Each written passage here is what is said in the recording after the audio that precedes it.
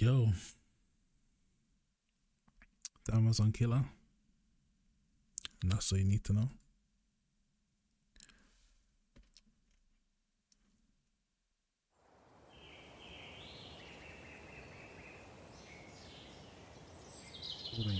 Oh, it's American. I thought this was a British one.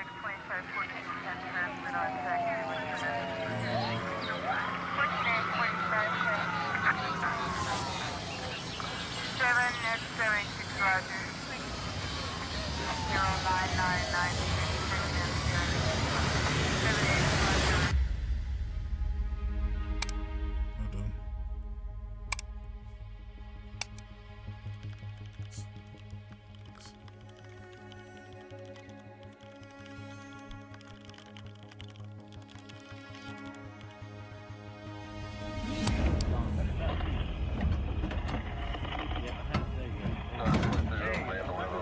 Watch out, y'all move. I got it, watch out. You always have a hope in a missing away? persons case that you're going to find the person alive. And there's a lot of times, though, you're 99.9% sure you're not. Go. I never expected to find anyone alive. I was expecting 2 bodies on this property somewhere at that point in my mind. Just a girl. Just a girl, just a girl. How are you? Oh my gosh, there's somebody. This in is there. bolt cutters. This is our best. He's a paramedic. Sweetheart. Oh yeah. Okay, we're gonna get you out of there. Okay. Just hang loose for me. Anybody got? I need a handcuff key. Handcuff key. I got it right. A missing woman found chained up in South Carolina. Learned today that a body has been found on that property. 2 bodies were found in graves on Todd Colehep's property. He confessed to killing Chris Sherbert, Scott Ponder, Brian Lucas, and Beverly Guy. We now know 7 people may have died at the hands of Todd Colehep. I never dreamed this investigation would turn out like this. I thought, how many more has he killed? It is possible that they could be dealing with a serial killer in this case. Okay. You're under arrest right now for kidnapping.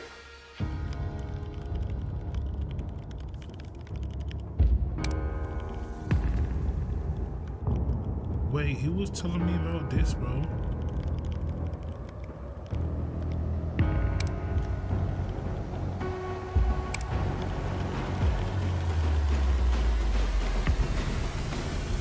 It was almost as if Todd's Amazon reviews were foreshadowing the murders he was committing. So it's a way to confess without confessing? This was actually what he was buying these items for. He definitely came across as charismatic. People thought he was funny. He would crack jokes. He owns a business. People work with him. People know him. He's liked. You have this charming, professional, successful person, so no one sees what's underneath. The killer who lived among us. It's hard to even fathom that someone who was hiding in plain sight was the person responsible.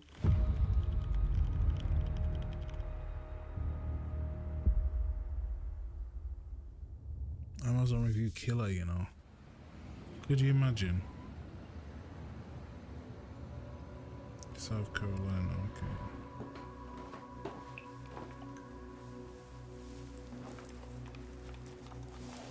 I'm Dr. Jamaica Woody Cooper, and I'm a counseling psychologist and criminal psychology consultant.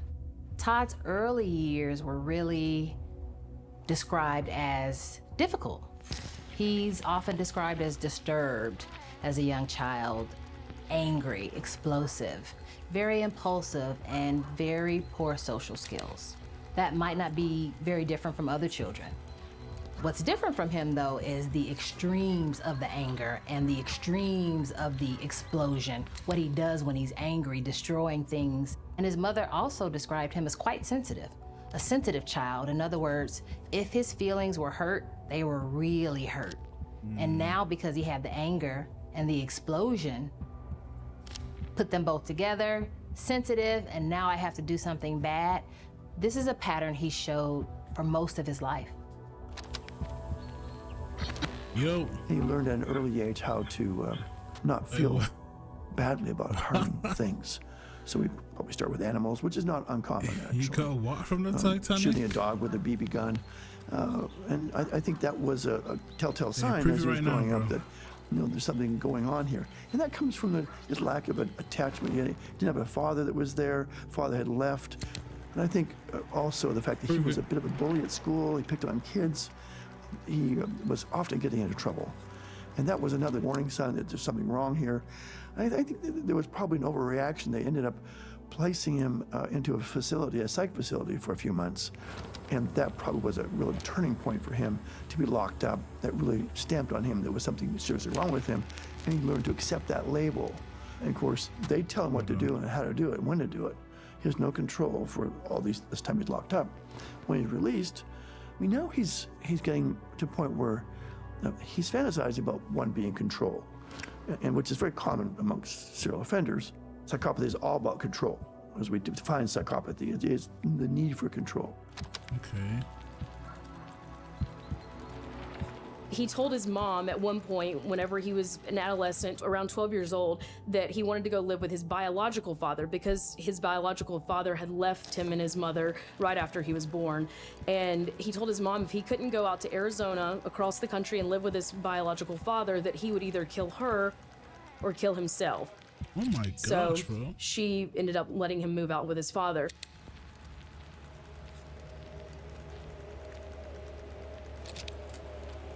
Bro, what is dude on, bro?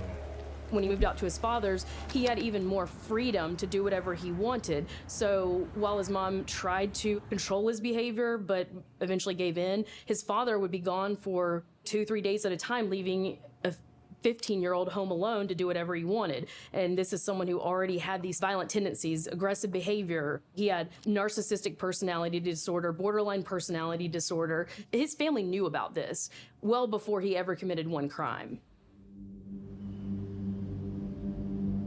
That's crazy, bro. In the town of Arizona, they probably hadn't seen other adolescents that acted and behaved in the ways that Todd did. And in those respects, he's a bit isolated and disconnected. So it escalates as he becomes a teen to more angry, more rebellious, and also now violent. So now we've seen this violence toward animals move to violence toward people. Todd was about 15 years old when he was living with his father. He hadn't committed any real crimes at that point, but that was when he did commit his first really extremely violent crime.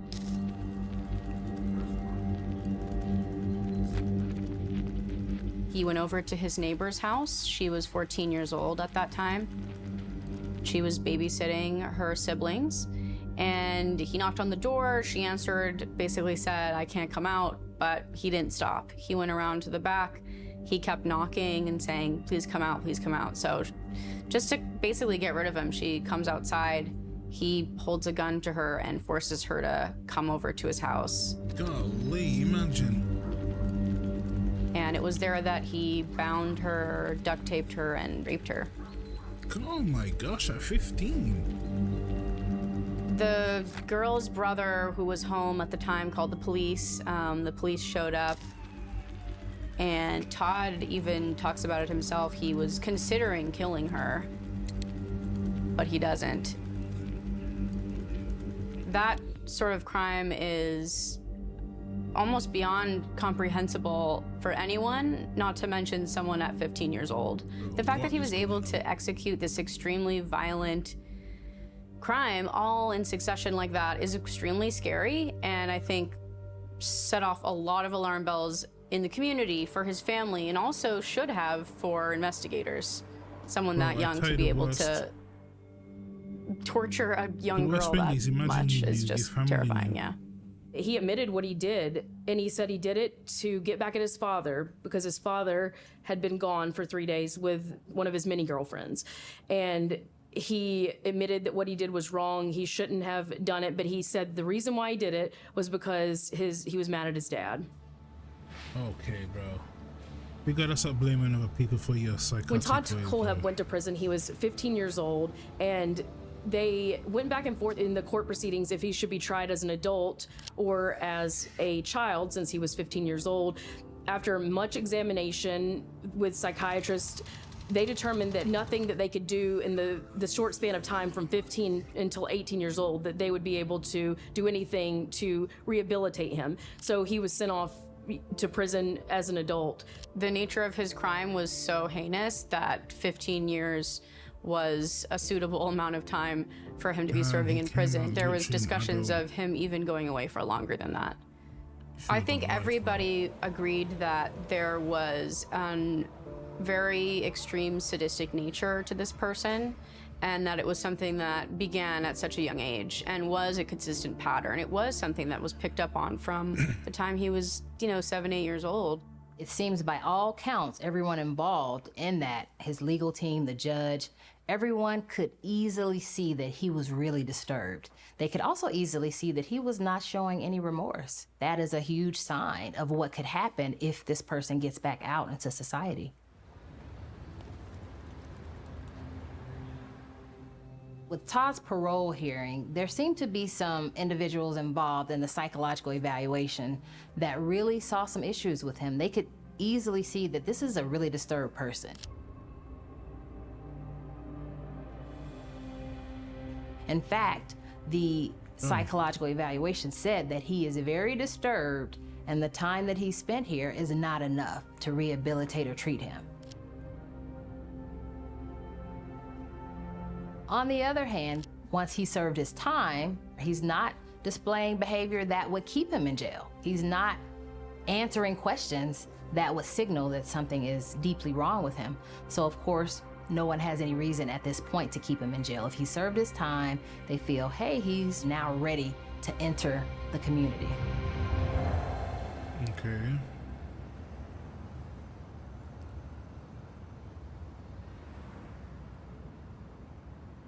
We hope when someone is released from prison that they made changes.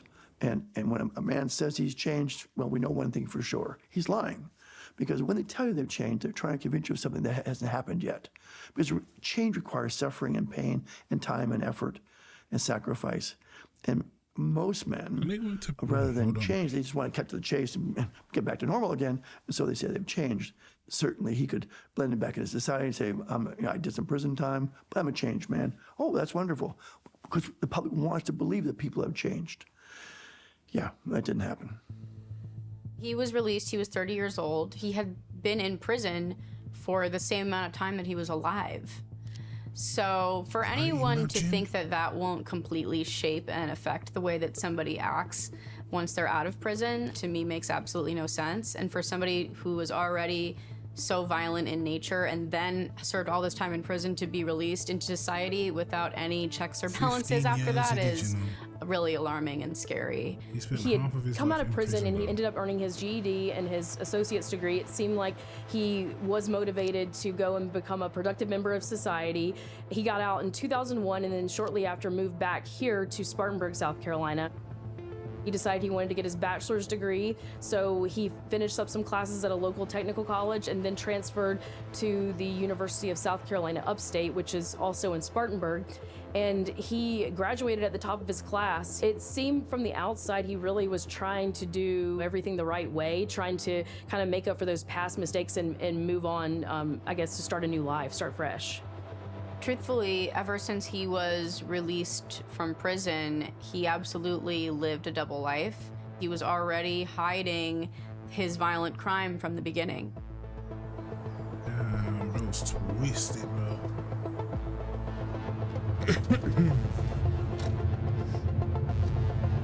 In the small suburban areas of Greenville and Spartanburg, there's a lot of neighborhoods, a lot of houses that are close together. You also have some that are spread apart, but the neighborhoods, the people who live on the same street, they really know each other. They know each other's business. They know what's going on. Even if they don't talk to that neighbor, they know what's going on at their house. They keep an eye on their neighbors' homes. It's just very, quiet. A lot of these areas, specifically Woodruff and Chesney, those are very, very small communities. When I grew up here, it felt very safe. I think a lot of people that live in the small towns around here have a sense of security that, nothing's gonna happen here, nothing's gonna happen in my neighborhood or in my town. And I hear that so often. This is not the kind of thing that happens here.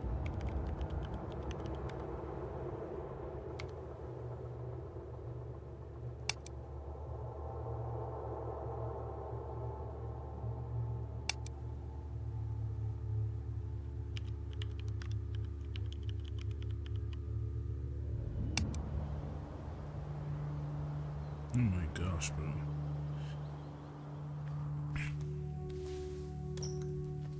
My name is Melissa Brackman. I am a 4th grade teacher. I met Scott in my late 20s. I was working in the motorcycle industry out of Arizona. He had a motorcycle dealership in South Carolina, and we met at a dealer show in Indianapolis. We corresponded, you know, text messaging, phone calls, and it just grew into something more. And I ended up moving to South Carolina about a year after I met him. When we got married, I was 29 and he was 28. And we both were kind of feeling the need of, it's time to start a family. You know, we did all of our fun stuff in our 20s and now it's time. And we were actually visiting Arizona at the time. I was seeing my parents and I wasn't feeling that great. I decided, because I just wasn't feeling very good, I'll take a pregnancy test and just see. And sure enough, it was the first positive pregnancy test I've ever seen. My brother likes to say that he looked over at Scott and Scott was smiling because he knew what was going on. You know, and so he knew. I came running out with my stick, you know, and yeah, everybody, it was really exciting. When we got back to South Carolina from our trip to Arizona, we had our first doctor's appointment. We both were so excited when we heard the heartbeat because we had never experienced anything like that. And so that was very, very exciting for us.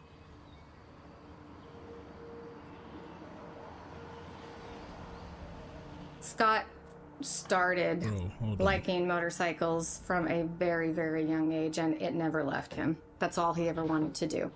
And also building his dealership became a big deal too. He actually expanded the dealership when he met me. He added the Suzuki franchise when he met me. I have some pictures of his grandma in here. She doted on Scott. She loved Scott. She wanted to be around him. She was very proud of everything he did. And she worked at the motorcycle dealership with Scott. Pictures of us meeting, some of the dates we went on.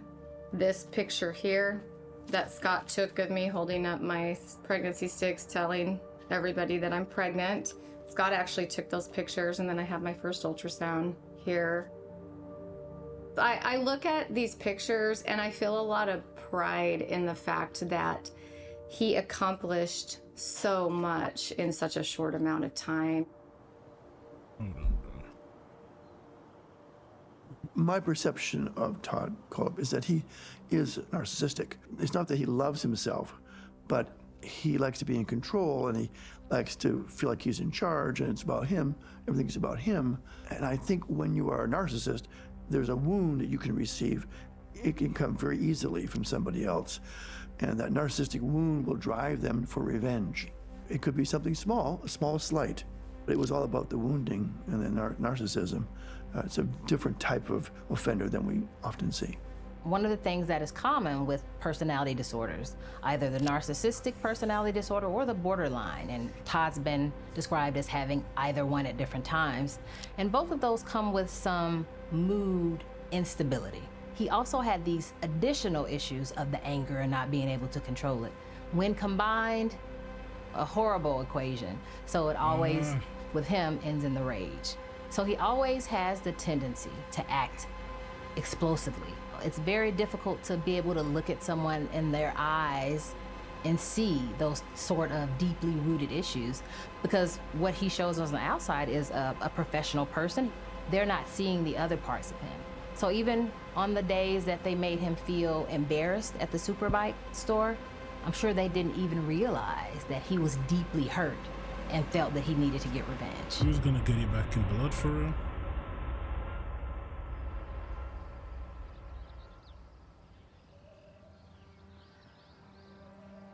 It was any other normal day for us. I got up, started getting ready for work, and I just remember passing by the dealership and him blowing me a kiss and me waving. I had told him, I'm going to head out there later. I just have a few things I need to do, and he said, okay. Imagine not knowing I started heading to the That's gonna be the worst bit. This woman was just in love, living her life with her partner.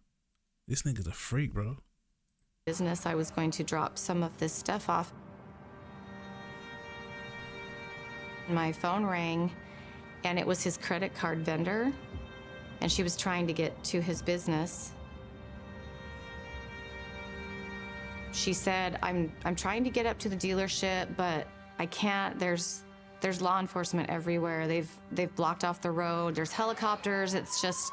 It's a frenzy up here. And she said, you know, I kind of heard somebody saying there might have been a shooting at the dealership. But she's like, I think you should get up here. So I hung up, turned my car around. I called his cell phone. Then I would call the dealership phone. Then I would call his cell phone, call the dealership phone, and they all just went straight to voicemail. There was no getting a hold of him. I pulled up to this big stop in the road where there's law enforcement everywhere, probably 20 cars. And I pulled my car over to the side, I got out of the car, and I just started running past everyone to try to get down to the dealership, but they had the road blocked off to where you couldn't see down there. So I started running, a cop started running after me, came, grabbed me and said, you can't go down there. And I said, well, that's my husband's business. And he said, your husband owns the business. And I told him who I was, and he said, okay, just stand over here to the side, give me a minute. So he called somebody on the phone and he said, I have the wife of the owner with me, and what do you want me to do with her? And so they told him to bring me home. I got to my house, he told me, don't turn on the TV, don't turn on the radio. And for 2.5 hours, I knew nothing. We found 4 individuals. They were all dead. They had appeared to have been shot. Investigators say a customer found the bodies. Okay, what's the problem? Apparently, everybody's been shot up here. Everybody's laying down in a pool of blood. His mama's been shot, the mechanic's been shot, and the owner. 6:30 p.m., I saw a coroner. I was staring out my front window, and I saw the coroner drive up the road and up my driveway. They came in, they asked me to sit down, and they just proceeded to tell me that today something very unfortunate happened down at your husband's business. Somebody came in, they shot and killed everyone, including your husband. I immediately, completely broken, asked for my mother-in-law. And I said, well, I need to know, I need to talk to Beverly. Where is she? I need to talk to her. She has to be a mess, right? You know what? And they told me that she was one of the victims and she was also killed with him. Damn. Not my dude. People were completely shocked. Nobody knew who could have done this. So much so that people that were friends were put on the radar as suspects. No one had any clue who did this. This turned out to be this mystery that just kind of lurked around this town, not knowing if the person that lived beside you could have done this. There weren't many violent crimes happening in this community at all, especially not homicides. So when the Superbike murders happened, it was a quadruple homicide. It absolutely shook the community. It was hard to believe for most people, especially at that time. The Superbike Motorsports murders. 4 people were shot and killed inside that motorcycle shop in Chesney on November 6, 2003. Detectives have launched a new search for a suspect in the case of 4 people murdered in an upstate motorcycle shop. A shooter entered the Suzuki dealership and killed the owner, Scott Ponder, his mother, Beverly Guy, and 2 mechanics, Brian Lucas and Chris Sherbert. They believe an angry customer may have committed those murders. Yes, they do, and they're asking anyone who knows about an angry customer of the Superbike Motorsports dealership to give them a call. Investigators say that the robbery was not the motive for this crime. They say that the person who did this was definitely out for murder.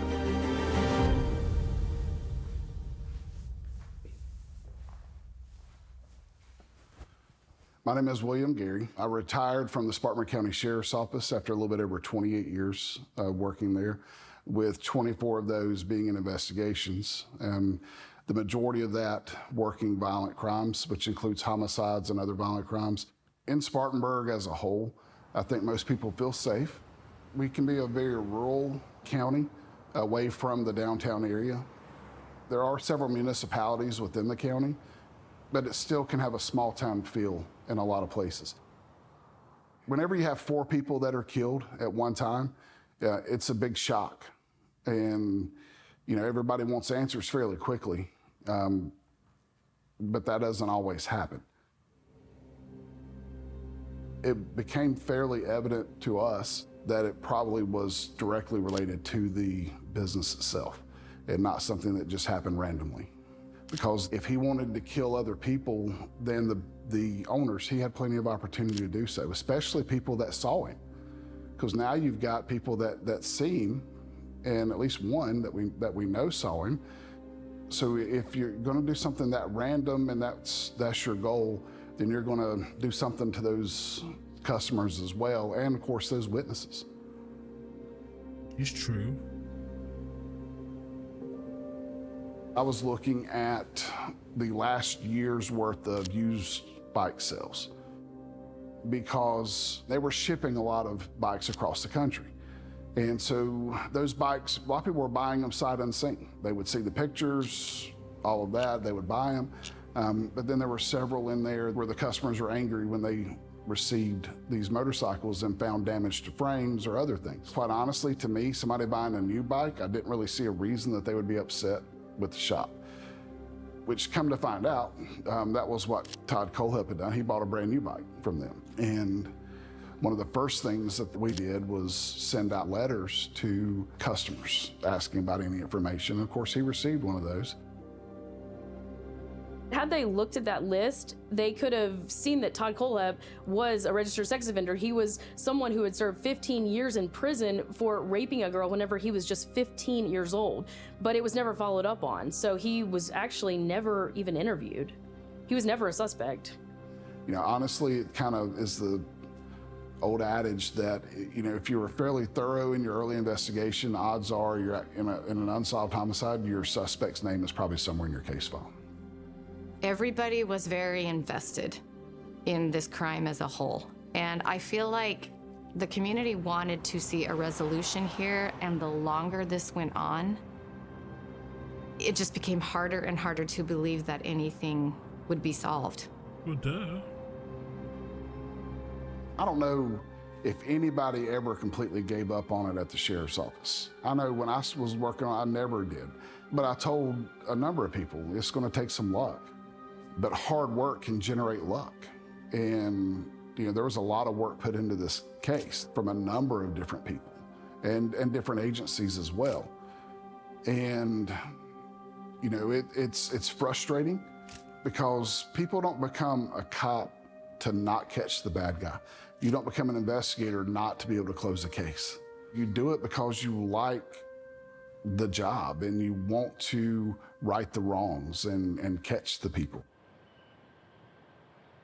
Mm-hmm. Several behavioralists that I'd spoken with working the case told me that if you run across somebody whose life kind of went downhill soon after this, that's probably your suspect, because a normal person doing something like this wouldn't be able to deal with it very well. Well, after Superbike, he actually went up in stature of life and all of that. It was, you know, there was no spiraling. Wait, what? In 2006, Todd decides to apply for a real estate license. But on that application, he actually lies about the nature of his crime that he committed, saying that it was actually a dispute between him and a girlfriend rather than a violent sexual assault. And that's how he's able to get his license.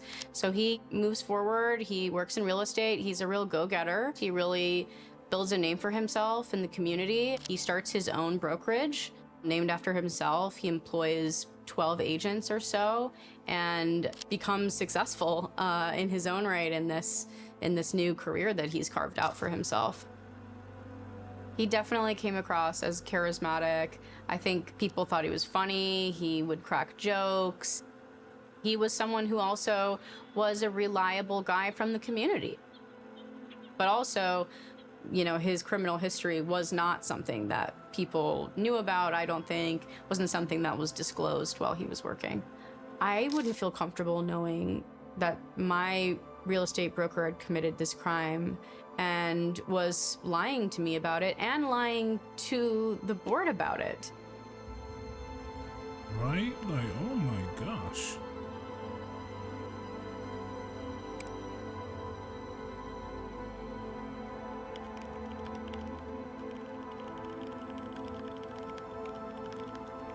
So if you're trying to find a reason, bro, the fact that he's put this out on the internet is crazy. Like, it's like he wanted to get caught, like he couldn't help it. All right, bro. Right here, put my business on the screen, bro.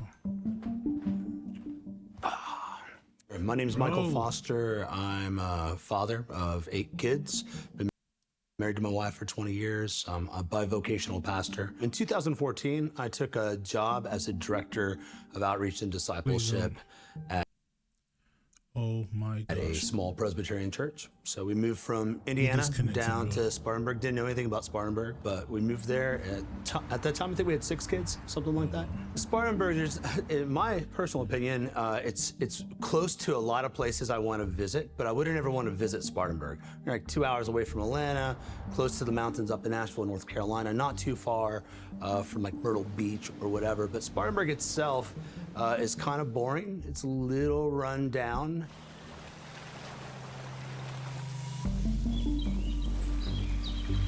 Bro, I don't want you to be There wasn't a lot connected out right there, now. and we kept coming back to this one house that was in the Twin Lakes housing development. It was really big, and it was all overgrown. There was kudzu everywhere. There was a bunch of cats running around the property, and it looked pretty rough. So I started looking somewhere else, and the days just kept running down. Okay, and in the end, that was the only place I could fit my family, so we moved there. At first, it all seemed pretty normal, but as I was leaving my previous landlord, I talked to her, and she said, so did you find somewhere to live? I'm like, yeah. Didn't the landlord call you and check references? She's like, we didn't get calls. So then I pulled my credit to see if there was any credit hits on my CBR or my credit bureau report, and there was, no one had ran my credit, no one had checked any of my references, and I thought that was a little odd. And I thought, well, maybe I just made a really good impression on this guy or something. That kind of stuck out to me, and I remember telling my wife that. I also remember that I met with him before my wife did, and she said, what's your opinion of him? And I said, well, he's got a really big personality, and he seems like the sort of guy that if you don't manage him, he'll certainly manage you. And that is how Todd was wired. For someone like him, and for someone like him, I mean narcissistic personality disorder and disturbed, a person like that is going to, on the outside, be very charming, very likable, but also very egotistical. So he's going to talk about himself. He's going to feel as though he's better than other people, often entitled and bragging. And I think the people he did business with and the people he knew just expected that of him and really overlooked it. So no one sees what's underneath.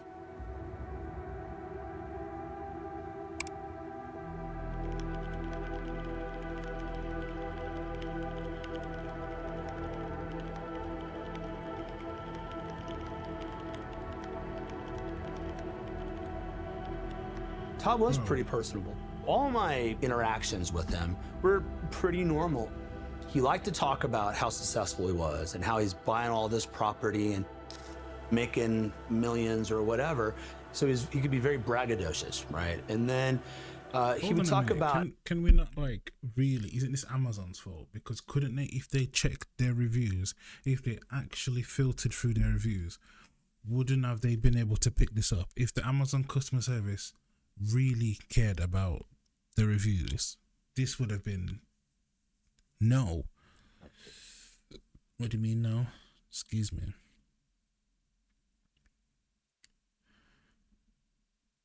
True. How there's no AI. It could have picked up if this was late. Well, now it would have been able to filter certain words, right? Surely it would have been able to filter this guy's kind of talking, right? He had trouble with other realtors and things like that, and how people were kind of holding him back. Listen, it took me 34 minutes to order something. I don't know why it took that long. It took that long. It just wasn't working. The McDonald's app wasn't working. Swing real quick from being like, I'm the king of the world, to I'm oppressed or something like that. A victim mindset would arise in conversations that started about things like, You know, I need to fix my HVAC, or there's too much kudzu. You know, so you start with kudzu and end with this guy who's awesome, but also being held down, you know. I know a lot of men like Todd, a lot of guys that, you know, they're not able to hold down a relationship, they're on the verge of being something big, or they desire to be something big. And you can see, you know, you can see anger in Todd, you can see frustration in him. And again, that idea that he's a victim being held back or whatever. No, I know a lot of guys like that. Did nothing though. You're part of the problem, buddy. Yeah. There were some red flags with some of Todd Kohlhepp's clients. He had 3 or 4 complaints filed against him with the Board of Real Estate in South Carolina that had been looked into. Turns out that he was cleared of any wrongdoing. There were also some people that he worked with that said that he would do things like watch pornography at work. He said weird things. He said things that made people feel a little uneasy. He would joke about guns and talking about hiding bodies, things that people kind of thought was a little weird, but at the same time, I don't believe that anyone thought that, oh, this is our, you know, neighborhood serial killer that I'm talking to right now.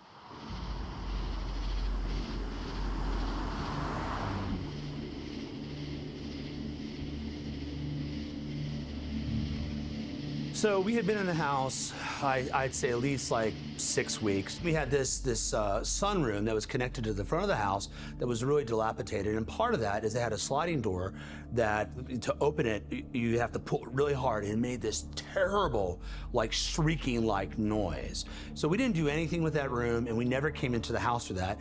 And the door had been about that open for, you know, the whole time we were there. You know, I moved it like an inch, and just moving it was really hard. One night, I'm laying in bed, and I wake up to hear what I thought was a noise. And then, like seconds later, my oldest son, Hudson, comes in next to the bed, and he says, someone's trying to get into the sunroom. So I go ahead and grab a big old flashlight and grab my Mossberg shotgun, and I don't see anything. But then I go and I look at that door, and I'm like, man, I think that door is like this much. It had been moved several inches, you know, maybe 4 inches. And so I came back and I thought, that's crazy. It seems like someone was trying to get through that door.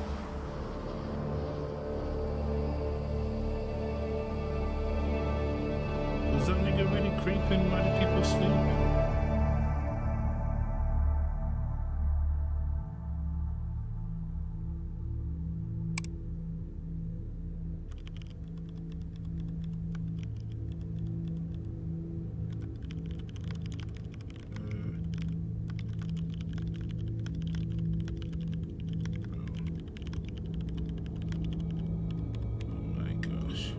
One of the first things I always recommend is that they need to be looking at their social media posts, because if there's narcissism, they're going to post things because they want people to know who they are, and they're smarter than everybody else. And sometimes they'll slip up and say something that will raise a red flag among law enforcement, especially if they're narcissistic. They can't resist. So this is not even something that on late the if he's using Todd Facebook. was making posts Oh, on wait, Facebook they said it was that really 2000. did seem to exhibit his aggressive behavior and the way that he felt violent towards other people. He would make references to 2015 being or whatever. angry at bad drivers and what he was going to do to them. He just seemed to really like violence and talk about it frequently. And he also seemed to harbor a lot of aggression towards people that he felt had wronged him, even if it was something as small as a driver honking at him. There seemed to be a theme with Todd online of retaliation, how you should interact. My family get back in for talking back. I've been respectful. Actually, I ended up spanking. That was epic. You do not want me to. You didn't want to make the same mistake in my family again. I wonder what the punishment would be if I had looted, burned cop cars, and threw stuff at people. I wasn't even allowed to yell. Just sitting back going, "Oh, you're gonna get when mom sees." With people, how you should respond to people, treat them this way, show your power to children, to immigrants, to people on the road. And there were a few different instances of the road rage, which does signal some really deeply disturbing issues that probably no one saw as disturbing. We live in a world and a society where so many comments and posts are made on social media like that every day that are just run-of-the-mill. They're trolls, they're bots, and people just don't take them seriously when in fact there really could be red flags there. There's no way he typed that.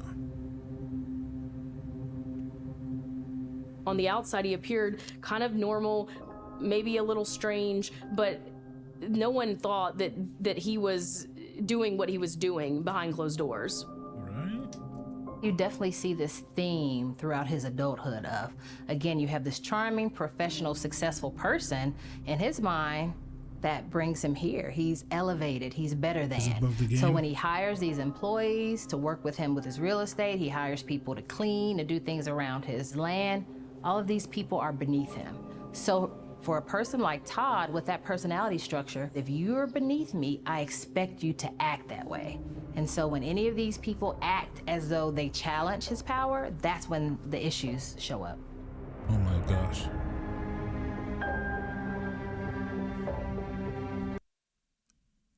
I'll stop my recording.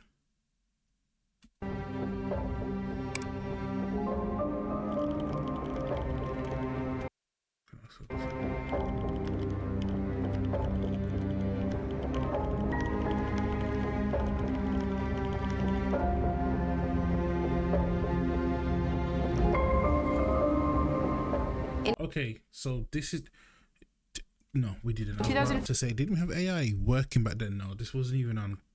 Was it? Was AI like announced in 2015? Surely, right?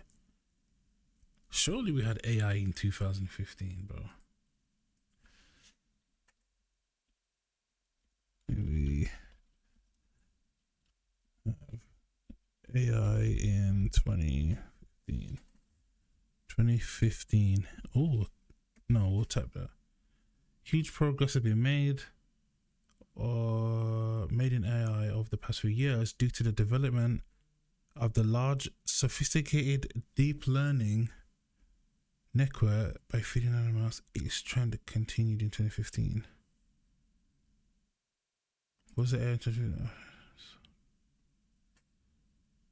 Oh, so AI was just getting started in 2015. In essence, artificial intelligence saw great progress in 2015 through research and development and ongoing. The pace is ever accelerating, more and more money and human brain power developed AI to trends shining out, however, openness and dissemination. I don't even know what that means. Damn, we had AI in 1956. In 1956, 2 years after the death of turning John McCarthy, a professor at Dartmouth College, development idea about thinking machines. Oh yeah, bro. 15, he hires this couple, Megan and It Johnny wasn't what it was now at that time. That's what I'm to saying. do some house They said maintenance at for 2015 him. it was And like it took the like. you know, it seems like a perfectly step, but it innocuous wasn't enough job for them to be obviously, we're not doing. using it how People that we're using worked it with now. Megan said Todd Kohlhepp would come in there pretty frequently. The women that worked there were so creeped out by him that the mail server had to start taking Todd's order. Todd a creep, bro. Megan and The Johnny least person Kotzky you'd went expect missing it to be. December of 2015. The couple had been seen panhandling near I-26, but before that, Megan was working at this Roebuck Waffle House. It was unlike Megan not to stay in contact with her mother. So once mother had tried multiple times and was unsuccessful, that's when she filed a missing persons report with us. The married couple was first reported missing from Spartanburg County in December 2015. Tonight, those who knew them are looking for answers. It wasn't as highly publicized as other disappearances.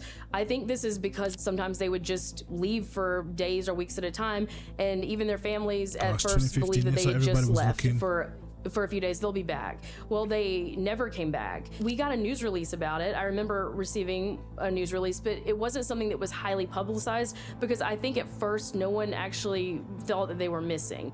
With investigators, sometimes it's just that sixth sense Hold on. something just doesn't sit right.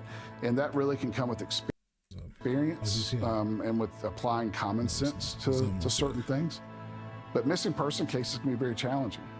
I was the sergeant of the unit when that came in and assigned it to one of the investigators to work on. There was really nothing to indicate other than them just vanishing of where they might have been or anything of that nature.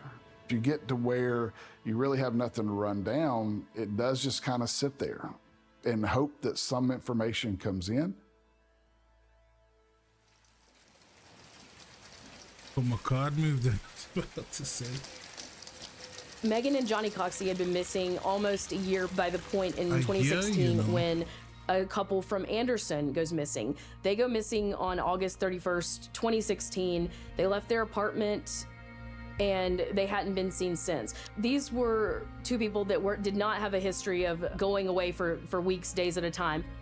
Charlie Carver had a job that he even worked overtime a good bit. He worked all the time. They talked to their families. Both of them talked to their families pretty frequently. They talked to their friends.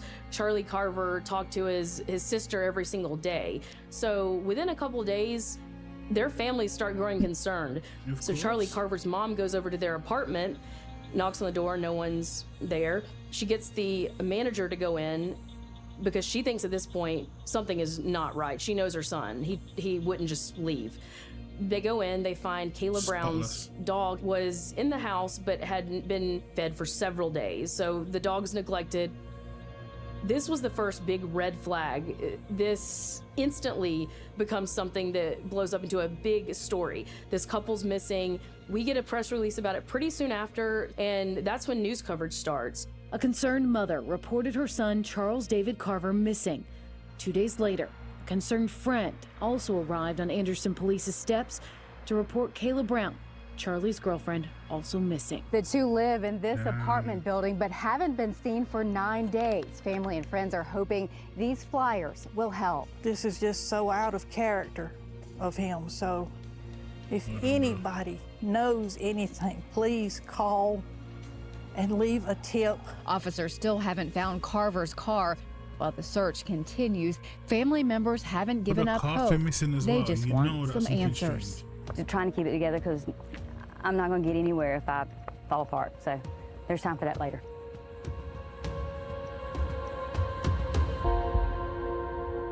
Hold on, bro. He didn't even stick around, boy. He put down a porch and dipped. My name is Chuck Carver. I'm a preschool teacher. I moved to Anderson, South Carolina when I was 6 years old. Charlie was born in 1983 in Anderson. He enjoyed hanging out with friends, listening to music. He played football in high school. He took a picture of these. Just your normal person. When he first went missing, it was a lot of unknown. Didn't know what was going on. He was very close to family, so that wasn't like him.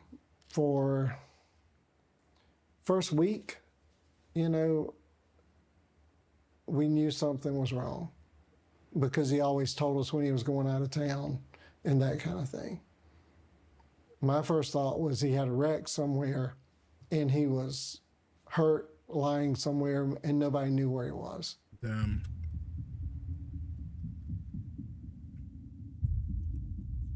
So just like the Superbike murders, when something horrible like that happens in this small community, it's major news. It's what everyone's talking about. Everyone's scared and worried. So then when these young couples start going missing, the community is terrified. They want answers. They want to understand what's going on because big events like this just aren't normal, and they definitely shouldn't be happening in succession like this. There were missing persons flyers posted around their apartment complex, posted around the community. There were even meetings. I know I attended at least one or two of them where families and friends had gotten together to talk about the search. What are they going to do next to look for them? This was a big deal. You couldn't really go anywhere in that community without seeing a flyer posted up somewhere. It was concerning because it's just an average couple, early 30-year-olds, and they just seem to have walked out of their apartment and vanished.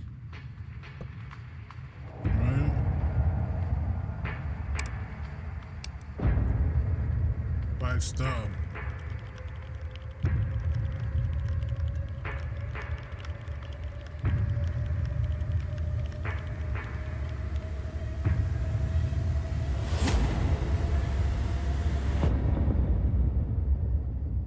Imagine if we had AI.